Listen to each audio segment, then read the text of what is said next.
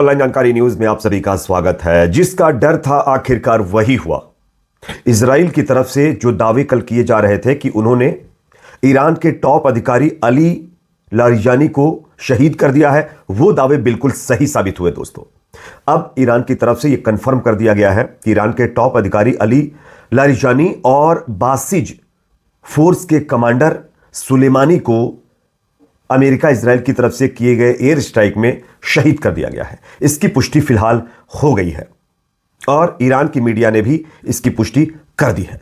लेकिन जैसे ही यह खबर कल ईरान के अंदर फैली, उसके बाद दोस्तों पूरे ईरान में लोगों के अंदर जहां एक तरफ मायूसी है तो दूसरी तरफ ईरान की सेना की तरफ से इजराइल के ऊपर जवाबी कार्रवाई लगातार रात भर आज हुई है और इसकी कई तस्वीरें मैं आगे आप लोगों को दिखाने वाला हूं। उससे पहले मैं आपको यह दिखा दूं कि अली लारिजानी साहब हैं, जिनको कल शहीद किया गया है, उनका एक वीडियो सामने आया है, तस्वीर भी सामने आई है जहां पर उनको शहीद किया गया। जिस जगह पर शहीद किया गया उसकी आप लोकेशन देखिए और फिर आगे मैं आपको बताता हूं कि इनको शहीद करने के पीछे किस तरीके से मोसाद एजेंट्स ने भूमिका निभाई है। पहले देखिए वो लोकेशन जहां पर उनको शहीद किया गया है।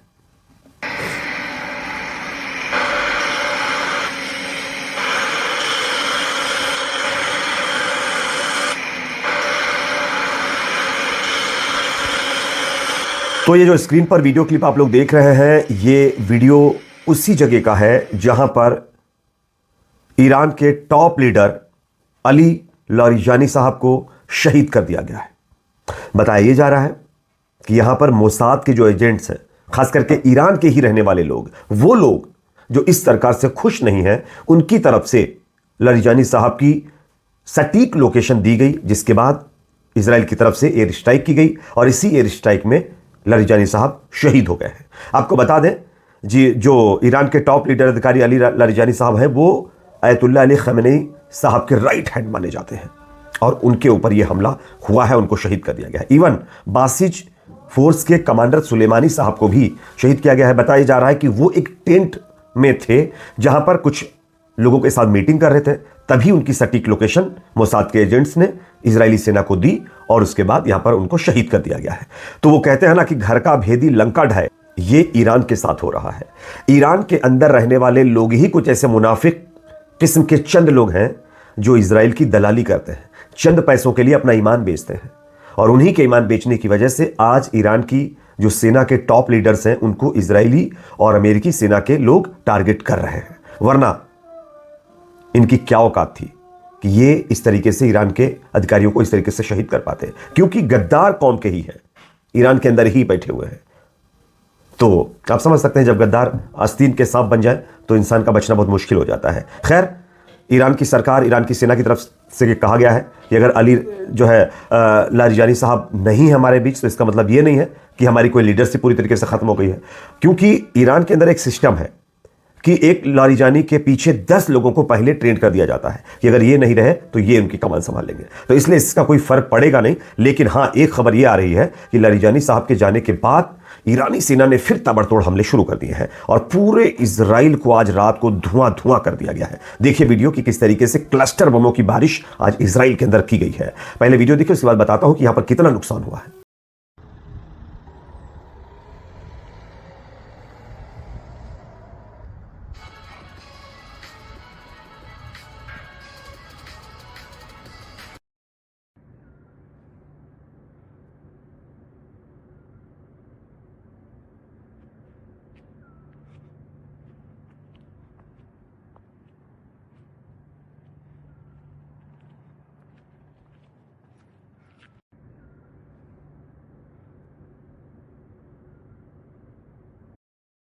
هذول فاكروسنا والله.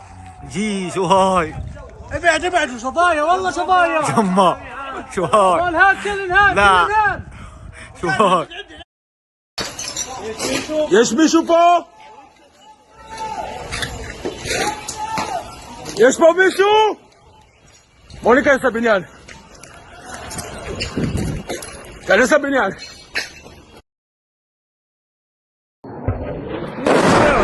Why? Wow!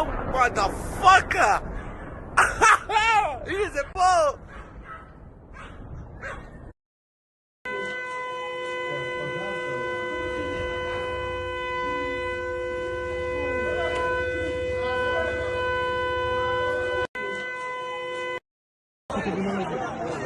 Fuck.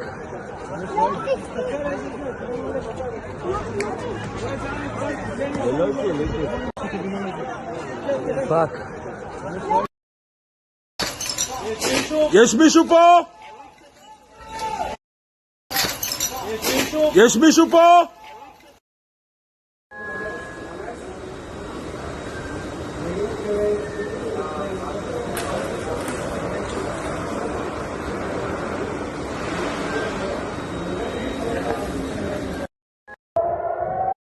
כיבוי אש לפה, כיבוי אש עוד לא הגיע.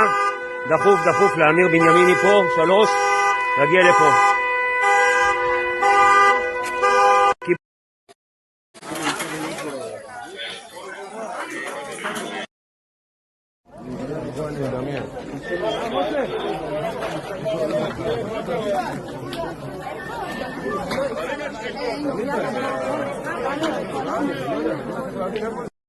तो जैसा कि दोस्तों आप लोगों ने स्क्रीन पर ये तमाम वीडियो फुटेजेस देख लिए हैं, यहां पर कई क्लस्टर मिसाइलों से आज इजराइल के अंदर हमले किए गए हैं।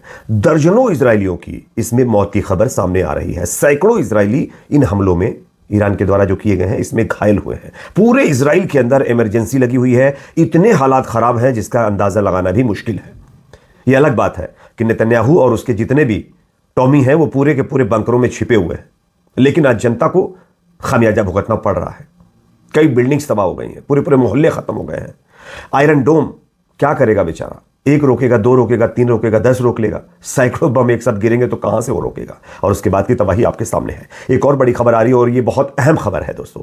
ईरान की एक बड़ी न्यूज एजेंसी है प्रेस टीवी, उसकी तरफ से इस बात का दावा किया गया है कि IRGC की खुफिया एजेंसी से जुड़े एक सूत्र ने इजरायली शासन के एक वरिष्ठ अधिकारी को नेस्तो नाबूद कर दिया गया है। यानी इजराइल के अंदर भी एक बड़ी सेना के अधिकारी को खत्म करने की खबर सामने आ रही है। तो ये कहीं ना कहीं IRGC की तरफ से कहा गया कि हमने बदला लिया है। अब उस अधिकारी को लेकर के अगर इजराइल चाहे तो पुष्टि कर सकता है। एक और बड़ी खबर दोस्तों यहां पर सामने आ रही है। रशिया ने एक बहुत बड़ा ऐलान कर दिया है। रशिया ने कहा है कि जिस तरीके से ये एस्केलेशन लगातार बढ़ता जा रहा है, ऐसी सिचुएशन में वो ईरान का साथ देने के लिए अब सैन्य सहायता ईरान के लिए बढ़ा रहा है। उपग्रह यानी सैटेलाइट खुफिया जानकारी साझा कर रहा है, ये आप सब जानते हैं। और उन्नत ड्रोन यानी एडवांस लेवल के ड्रोन्स तकनीक भी ईरान को प्रोवाइड कराने जा रहा है। और साथ ही साथ अमेरिकी और सहयोगी बलों को बेहतर ढंग से निशाना बनाया जा सके, इसके लिए जो रूस से पॉसिबल हो रहा है वो ईरान की मदद के तौर पर अब वो करने जा रहा है। तो ये जो युद्ध है ये और ज्यादा खतरनाक लेवल पर पहुंचने की संभावना है दोस्तों। एक और बड़ी खबर दोस्तों सामने आ रही है। दज्जाल का नाम तो आप लोगों ने सुना ही होगा। ये अलग बात है कि इस तस्वीर उसकी नहीं देखी होगी आपने, लेकिन मैं आपको दिखाता हूं दज्जाल की तस्वीर। UAE जानते हैं ना आप? UAE लोगों का ये कहना है कि वो दज्जालों का शहर है, क्योंकि वहां पर सिर्फ मुनाफिक भरे हुए हैं, कौम के गद्दार भरे हुए हैं, जो सिर्फ ज़ियोनिस्ट के तलवे चाटते हैं। और ये अब सच साबित होता हुआ दिखाई दे रहा है दोस्तों। मैं आपको एक खबर दिखा रहा हूं, ग्लोब आई न्यूज की खबर देखिए। UAE could join the coalition led by the US to secure the state of Hormuz, says adviser Anwar.